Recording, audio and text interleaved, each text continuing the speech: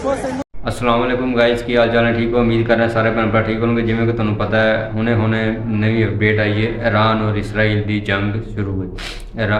और ईरान ने तकरीबन बहुत बड़ा अटैक किया जिंदे अंदर बहुत सारे सिविलियन दे इंजर होए ने, बहुत सारे सिविलियन भी शहीद होए ने ईरान दे।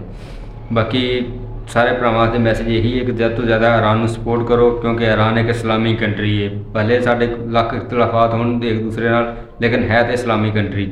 और ये जो ईरान और इसराइल की जंग है, इनके अंदर अमेरिका बहुत बड़ा शैतान है। अमेरिका और इसराइल ये वैसे ही बहुत बड़े शैतान है। इन्हों का एजेंडा है दुनिया के उत्ते तमाम तर मुसलमानों को कमज़ोर करना और उन्होंने अपने ताबे करना, इन्हों का एजेंडा है। जो कि इस एजेंडे के अंदर बहुत हद तक कामयाब भी हो गए हैं।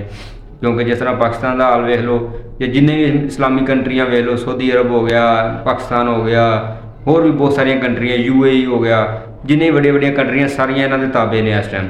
और कल तो पीछे देखा है कि अफगानिस्तान और पाकिस्तान की जंग हो रही है, उधरों ईरान ने मतलब ईरान और इसराइल की जंग हो रही है। हुण ईरान ने दोबारा रेलीएट कर रहा है एयरबेसिस के उत्ते। अमेरिका की बहुत सारिया एयरबेसिस के उत्ते हमला किया ईरान ने, जिनके अंदर UAE, बहरीन और कतर शामिल है। और इस तरह हुण ये जंग खिते अंदर फैलेगी।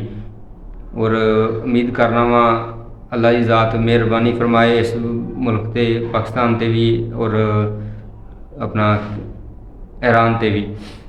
इसराइल का एक बहुत बड़ा एजेंडा है कि दुनिया के अमन को खराब करना और दुनिया से जंगा लगाना और ये सारी चीज़ा करना, ये इसराइल का बहुत बड़ा एजेंडा है। और अल्लाह की ज़ात ने इन्होंने यहूदियों वास्ते कुरान के अंदर वाज़ह तौर पर लिखा है।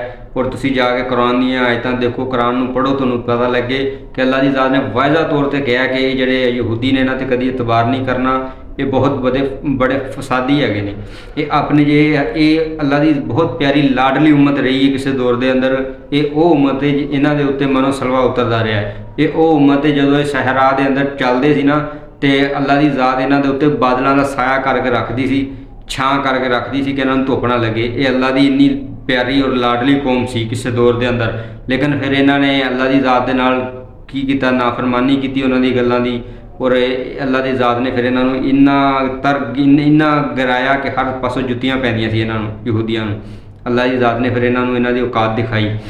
तो अल्लाह की ज़ात ने फिर कुरान के अंदर फरमाया कि कभी भी इन्हां ते भरोसा नहीं करना, ये क्योंकि थोड़ा जिहा इन्होंने मौका मिलन की देर है तुहानूं खंजर मारनगे, पिछों खंजर मारनगे। इन्हां दा यानी कि इन्हां दा ना एक DNA के अंदर एक पाई जाती चीज़, किसी को माफ़ी नहीं देंगे।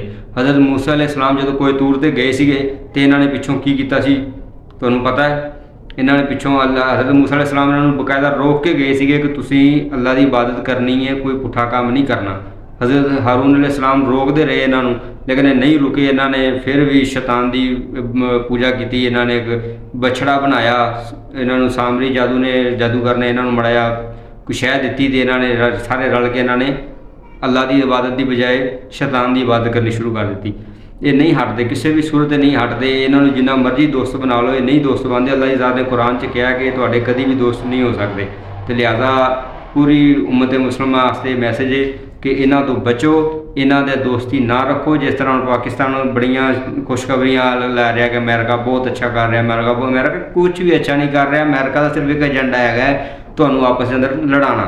उधरों इसराइल जो है वो सपोर्ट कर रहा है। मैं कल भी वीडियो बनाई है इस टॉपिक के उत्ते, वो जाके जरा चैनल पर मेहरबानी चैक जरूर करा जे कि इसराइल सपोर्ट कर रहा है अफगानिस्तान इंडिया के थ्रू, और अमेरिका सपोर्ट कर रहा है पाकिस्तान।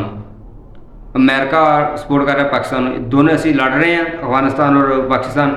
और तुहाडे सामने उन्होंने अटैक कर दिता, क्योंकि पाकिस्तान कहे मैं तो आप फसिया वा तो कोई रिटेलीएट ना कर सके। तो लिहाजा हर बंदे को चाहिए कि सोचो और इस वीडियो में ज़्यादा से ज़्यादा शेयर करो, लाइक करो। इंशाल्लाह इस तरह की होर भी अपडेट तुहाडे नाल शेयर करते रहेंगे। जज़ाकल्लाह।